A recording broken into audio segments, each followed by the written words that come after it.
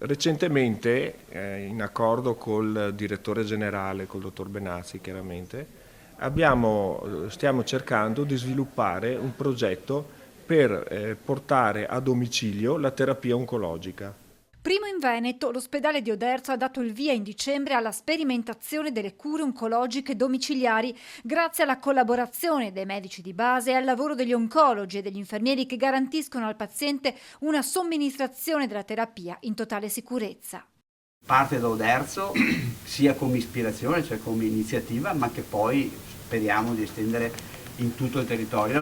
Attualmente abbiamo soltanto 4 pazienti in cura, ma solo perché abbiamo una carenza di personale. La continua ricerca di personale qui ad Oderzo ha anche l'obiettivo di poter estendere la sperimentazione ad altri malati oncologici che avrebbero così la possibilità di continuare la terapia nella propria abitazione.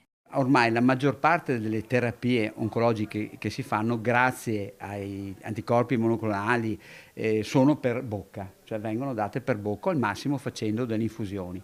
Per cui evitiamo pazienti di venire in ospedale. Questo potrebbe aprire la strada ad altre frontiere. Di arrivare anche a cure che si fanno ormai sottocute, che si fanno intramuscolo, quindi ecco, però chissà, magari in futuro anche di quelle terapie endovena. L'annuncio della sperimentazione in occasione dell'inaugurazione dei nuovi spazi dell'oncologia di Oderzo. Grazie. 350 metri quadri che ospitano nuovi spazi per le visite di controllo, 2 ambulatori per la chemioterapia con tecnologie avanzate che possono accogliere fino a 10 pazienti al giorno e ancora stanze per l'assistenza psicologica. Con questo reparto facciamo sì che il paziente oncologico che viene per le cure, e per cui un paziente fragile in un momento difficile della vita, trovi degli spazi adeguati. E sono i pazienti che magari in passato dovevano migrare verso oncologie di altri ospedali. Questo dimostra, ha sottolineato la sindaca Scardellato, che non c'è nessun rischio chiusura o ridimensionamento dell'ospedale Opitergino.